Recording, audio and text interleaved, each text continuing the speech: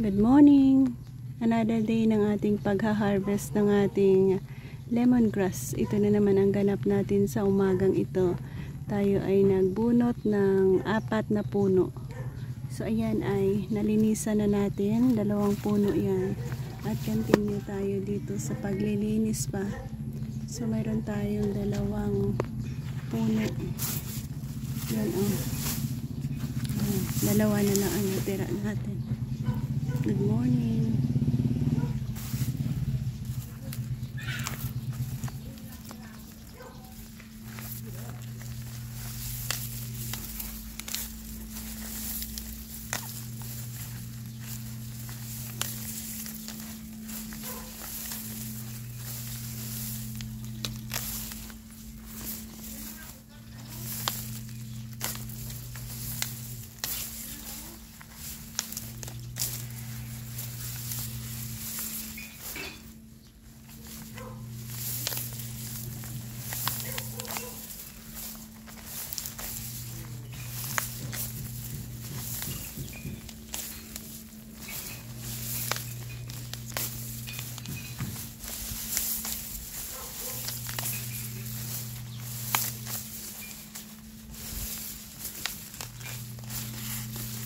Ayan, paano nga ba natin linisin?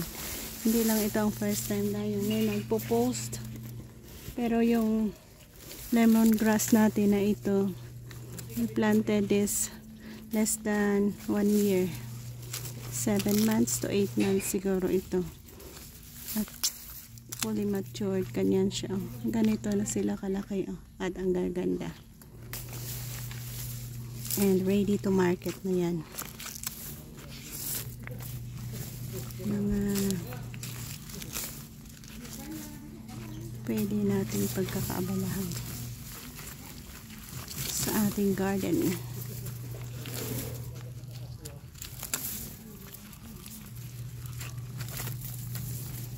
Linisin natin maigi para maybe you are one of those people nga makabakal.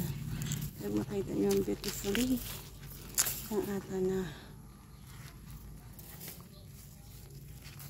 market kanina.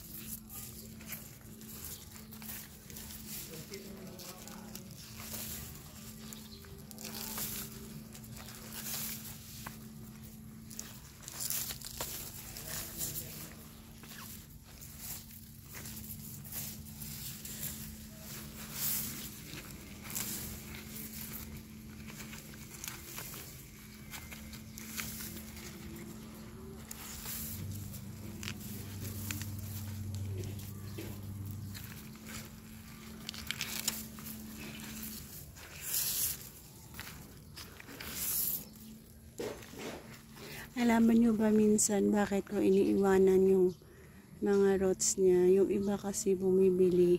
Kailangan nila yung roots para malagay pa nila sa tubig. The next how many days pa nila pwede magamit. So yan ang purpose. Yung iba totally kinukuha ko yung roots niya. Pero yung iba ganyan. Naiiwan talaga.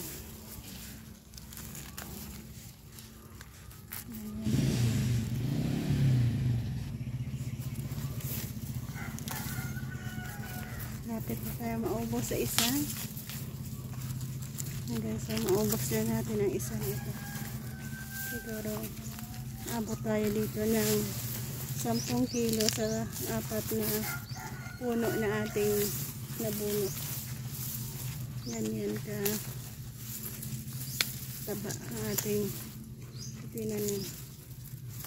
Diba?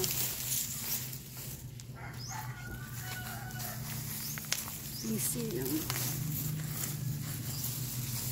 Meron ka lang lupa na pagtanim. Of course, Malagong lupa rin ang pwede. Para maganda din ang tubig.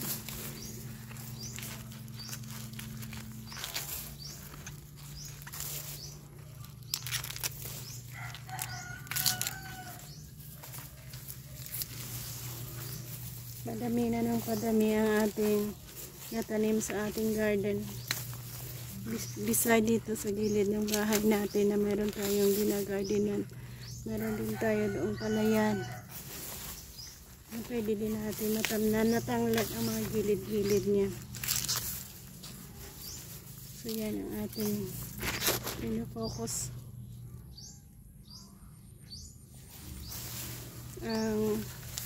Every space is mapakinabangan natin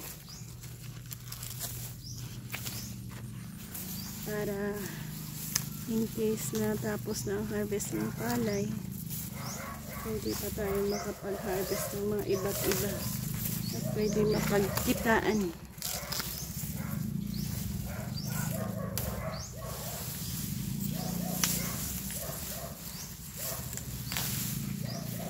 Be masipag lang kung nandito ka sa probinsya.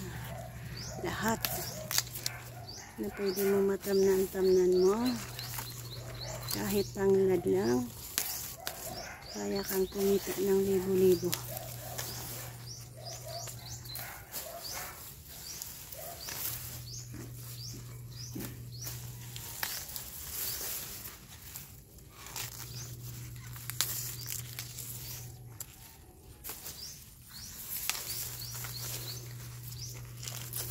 Magtanim ka after 6 months kung malawak ang pinagtamnan mo.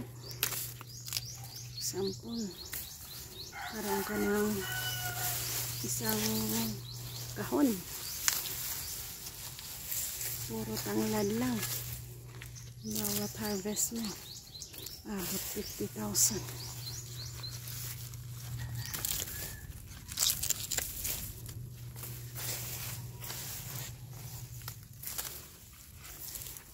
Marami din kasi ang nangangailangan ng tanglad. Ito ginagamit nila sa kanilang roasted chicken, roasted pork, tinolang isda, tinolang manok, ang ganun. Pampatanggal lang sa kasi ito.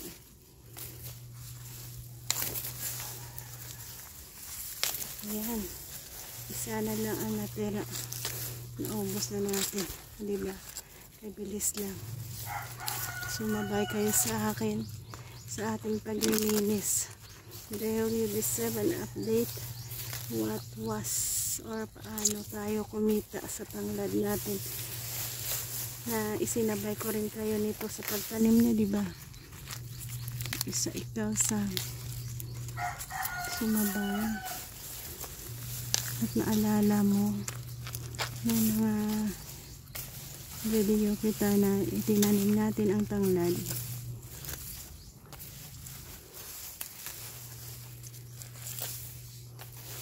Ayan. At natapos na natin ang isa. Last one na lang tayo. Nag-end na ako dito. Hindi ko na kayo isabay. Last na lang yan. At ito na ang kabuuang ating nakuha. Oh, ang dami oh. Dami yan guys. Nalinis na natin. So thank you again and bless us all.